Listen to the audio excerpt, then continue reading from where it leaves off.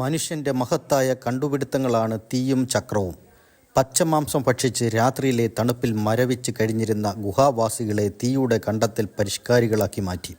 നടന്നും ഓടിയും കഴിഞ്ഞ് അവർ ചക്രം കണ്ടുപിടിച്ചതോടെ ഉരുണ്ടു നീങ്ങാൻ പഠിച്ചു. തീയുടെ ഗാംഭീര്യമോ ചക്രത്തിൻ്റെ ഭംഗിയോ ഇല്ലാത്ത മറ്റൊന്ന് കാലങ്ങൾക്ക് ശേഷം മനുഷ്യൻ കണ്ടെത്തി. തീയുണ്ടാക്കാനും ചക്രത്തിന് വേഗം കൂട്ടാനും പറ്റിയ ഒന്നൊന്നാന്തരം ഒരു ഇന്ധനം. അക്ഷരാർത്ഥത്തിൽ ലോകത്തെ മാറ്റിമറിച്ച ആ ഇന്ധനമാണ് പെട്രോളിയം. ഇന്ന് മനുഷ്യ ജീവിതത്തിൽ ഒഴിവാക്കാൻ പറ്റാത്ത ഒന്നാണല്ലോ ഉപ്പ്. ആധുനിക ലോകത്തിലെ നിലനിൽപ്പിന് ഇന്ന് ഉപ്പ് പോലെ അത്യാവശ്യമായ മറ്റൊരു വസ്തുവാണ് പെട്രോളിയം. ഒരു കാലത്ത് പെട്രോളിനേക്കാൾ വില ഉപ്പിനായിരുന്നു. പുരാതന ചൈനക്കാർ സുഗന്ധവ്യഞ്ജനങ്ങളും ഉപ്പും ചേർത്ത് ഭക്ഷണം സൂക്ഷിച്ചു വെച്ചു. അക്കാലത്ത് ഉപ്പ് കണ്ടെത്തുക വളരെയധികം ബുദ്ധിമുട്ടുള്ള ജോലിയായിരുന്നു. മുളങ്കമ്പിനറ്റത്ത് ഇരുമ്പ് കടുപ്പിച്ച് ഭൂമി കുഴിച്ച് ഉപ്പുവെള്ളം കണ്ടെത്തിയിരുന്ന പതിവ് 2000-ലേറെ വർഷങ്ങൾക്ക് മുമ്പ് ചൈനയിലുണ്ടായിരുന്നു. ഇങ്ങനെ ശേഖരിക്കുന്ന ഉപ്പുവെള്ളം ചീനച്ചട്ടിയിലൊഴിച്ച് അത് വറ്റിച്ചെടുത്താണ് അവർ ഉപ്പ് വേർതിരിച്ചിരുന്നത്. ഉപ്പിനോടൊപ്പം ഊറി വന്നിരുന്ന വെള്ളം അടുപ്പിൽ മറിഞ്ഞ് തീയായി ആളിക്കത്തുകയും ചെയ്തു. പിന്നീടത് ഉപ്പ് സംസ്കരണത്തിൽ ചൈനക്കാർക്ക് വളരെയധികം സഹായമായി. യഥാർത്ഥ ഉപയോഗങ്ങൾ എന്തൊക്കെയാണെന്ന് തിരിച്ചറിഞ്ഞിരുന്നില്ലെങ്കിലും ലോകത്തിൻ്റെ പല ഭാഗങ്ങളിൽ പല നാഗരികർ ഒരേ സമയം വ്യത്യസ്ത ആവശ്യങ്ങൾക്കായി ഉപയോഗിച്ചിരുന്ന വസ്തുവായിരുന്നു പെട്രോളിയം. ട്രിനിഡാഡിൽ പെട്രോളിയം ഒഴുകിയെത്തുന്ന ഒരു തടാകമുണ്ട്. 2 വമ്പൻ പാറകൾക്കിടയിലൂടെയാണ് അവ ഒഴുകിയെത്തുന്നത്. 1595-ൽ ഇംഗ്ലീഷ് പര്യവേക്ഷകനായ സർ വാൾട്ടർ റാലിഫ് ഇത് കണ്ടെത്തി. ഇത് കണ്ടെത്തിയപ്പോൾ അദ്ദേഹത്തിൻ്റെ കപ്പലിൻ്റെ വാട്ടർ പ്രൂഫിങ്ങിനായി ഈ സംയുക്തം അദ്ദേഹം ഉപയോഗിച്ചു. ലക്ഷക്കണക്കിന് വർഷങ്ങൾക്ക് മുമ്പ് മണ്ണടിഞ്ഞ ജീവജാലങ്ങളുടെ ഫോസിലുകളിൽ നിന്നാണ് പെട്രോളിയം ഉണ്ടാകുന്നത്. പെട്രോളിയത്തിൻ്റെ ഉത്ഭവത്തെക്കുറിച്ച് ഇന്ന് പരക്കെ പ്രചാരത്തിലുള്ള സിദ്ധാന്തമാണിത്. അതിനാലാണ് പെട്രോളിയം ഫോസിൽ ഇന്ധനം എന്നും അറിയപ്പെടുന്നത്. പെട്രോളിയത്തിൻ്റെ അളവ് പറയുന്ന യൂണിറ്റാണ് ബാരൽ. ഒരു ബാരൽ എന്നാൽ 159 ലിറ്റർ. സാന്ദ്രത കുറവായതുകൊണ്ടാണ് എണ്ണപ്പാടകൾ വെള്ളത്തിന് മുകളിൽ പൊങ്ങിക്കിടക്കുന്നത്. ജൈവാവശിഷ്ടങ്ങൾക്കിടയിൽ നിന്നുണ്ടായതാണ് പെട്രോളിയം എന്നാണ് പരക്കെ അംഗീകരിക്കപ്പെട്ട വാദം. അതേസമയം ഭൂമിയിൽ ഇന്നുള്ള പെട്രോളിയം ശേഖരത്തിൻ്റെ ചെറിയൊരു ഭാഗം ധാതുക്കളിൽ നിന്നുണ്ടായതാകാം എന്നും ശാസ്ത്രലോകം അംഗീകരിക്കുന്നുണ്ട്. പെട്ര എന്ന ലാറ്റിൻ വാക്കിന് പാറ എന്നാണ് അർത്ഥം. ഓലിയം എന്നാൽ എണ്ണ എന്നും. പണ്ടുകാലത്ത് പാറകൾക്കിടയിലുള്ള വിള്ളലുകളിലൂടെയാണ് പെട്രോളിയം ഊറി വന്നിരുന്നത്.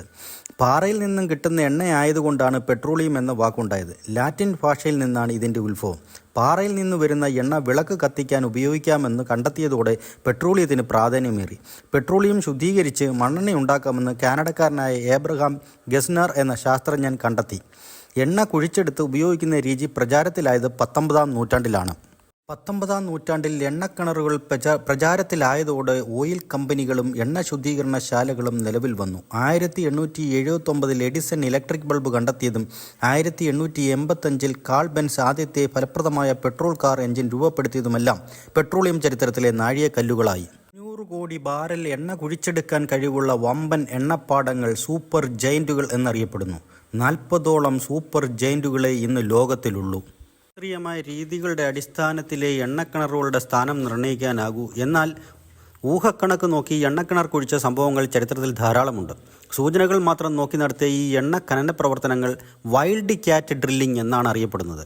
ശാസ്ത്രം വികസിച്ചതോടെ എണ്ണ പരിവേഷണത്തിനായി നൂതന സാങ്കേതിക വിദ്യകൾ വന്നു. ശാസ്ത്ര തരംഗങ്ങളുടെ സഹായത്തോടെയാണ് ഇന്ന് എണ്ണ അന്വേഷണം. ഇതിനായി നീളൻ കേബിളുകൾ സ്ഥാപിച്ച ശേഷം മണ്ണിലേക്ക് നിശബ്ദ തരംഗങ്ങൾ അയക്കുന്നു.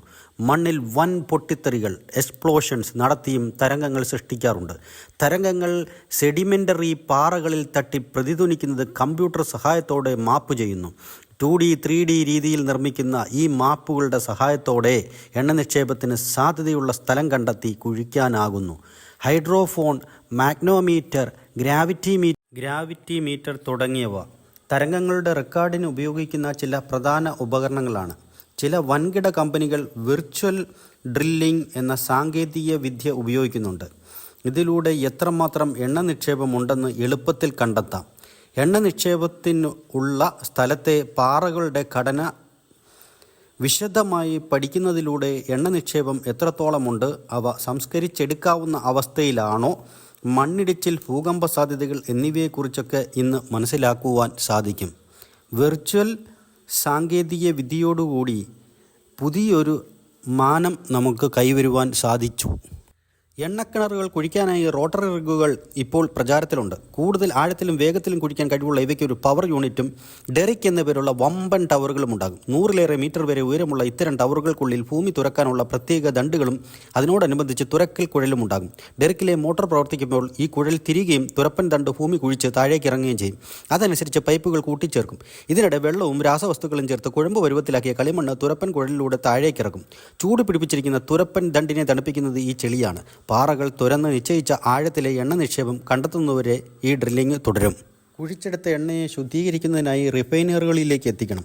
ആദ്യകാലങ്ങളിൽ എണ്ണ വഹിച്ചു കൊണ്ടുവരുവാൻ കഴുതകളെയും ഒട്ടകങ്ങളെയും ഒക്കെ ഉപയോഗിച്ചിരുന്നു. എന്നാൽ വൻതോതിൽ എണ്ണ ഉൽപ്പാദനം തുടങ്ങിയപ്പോൾ അവ ശുദ്ധീകരണശാലയിലേക്ക് എത്തിക്കാൻ വലിയ കപ്പലുകളും ടാങ്കറുകളുമൊക്കെ വേണ്ടി വന്നു. VLCC very large crude carrier എന്ന ഇനം എണ്ണവാഹിനി കപ്പലുകൾക്ക് 3 ഫുട്ബോൾ ഗ്രൗണ്ടിൻ്റെ അത്രയും വലിപ്പമുണ്ടാകും. ULCC ultra large crude carrier കപ്പലുകൾക്ക് ആട്ടെ 30 ലക്ഷത്തോളം ബാരൽ എണ്ണ വഹിക്കുന്നു. ഒട്ടുമിക്ക എണ്ണവാഹിനി കപ്പലുകൾക്കും 2 അറകളുണ്ടാകും. ഏതെങ്കിലും കാരണത്താൽ പുറത്തെ അറയ്ക്ക് കേടുപാടുകൾ വന്നാലും അകത്തെ അറയിൽ എണ്ണ സുരക്ഷിതമായിരിക്കും. ഉപഗ്രഹ സഹായത്താൽ സുരക്ഷിത കപ്പൽ ചാലുകളിലൂടെ മാത്രമേ ഇത്തരം ടാങ്കറുകൾ നീങ്ങുകയുള്ളൂ. ഒട്ടനവധി സംയുക്തങ്ങളാണ് പെട്രോളിയത്തിൽ ഉള്ളതെന്ന് അറിയാമല്ലോ. അതിനാൽ കുഴിച്ചെടുക്കുന്ന പെട്രോളിയത്തെ നേരിട്ട് ഉപയോഗിക്കാൻ പറ്റില്ല.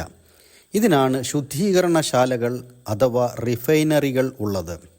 ശുദ്ധീകരണശാലയിലെത്തുന്ന പെട്രോളിയത്തെ വേർതിരിക്കുന്ന സൂത്രവിദ്യയാണ് അശ്വീയശോധനം അഥവാ ഫ്രാക്ഷണൽ ഡിസ്റ്റിലേഷൻ. പെട്രോളിയത്തെ നന്നായി ചൂടാക്കുന്ന വിദ്യയാണിത്. ഇതിലൂടെ ഓരോ സംയുക്തങ്ങളും പല താപനിലയിൽ വേർതിരിഞ്ഞു വരുന്നു. പെട്രോളിയത്തിൽ 60% ആൽക്കലീനുകൾ എന്ന ഓർഗാനിക് സംയുക്തങ്ങളായിരിക്കും. ഇവയിൽ ആദ്യം കിട്ടുന്ന കുറേ സംയുക്തങ്ങളുണ്ട്.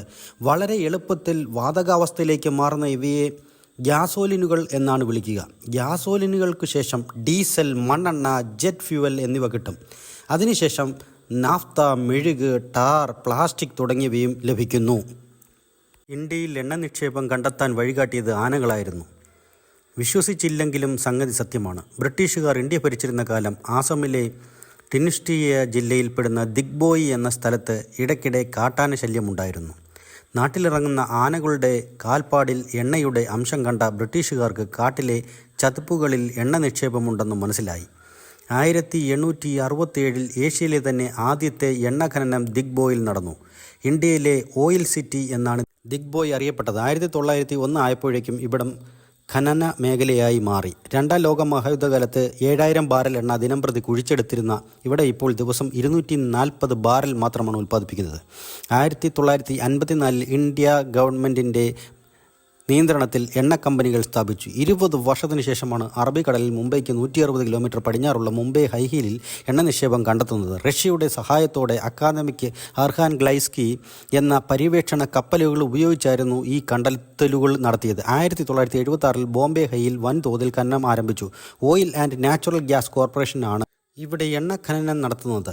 മുംബൈ ഹൈയിലെ റെക്കോർഡ് ഉൽപ്പാദനം 1998 മികച്ച ഗുണമേന്മയുള്ള എണ്ണയാണ് മുംബൈ ഹൈയിൽ നിന്ന് ലഭിക്കുന്നത്.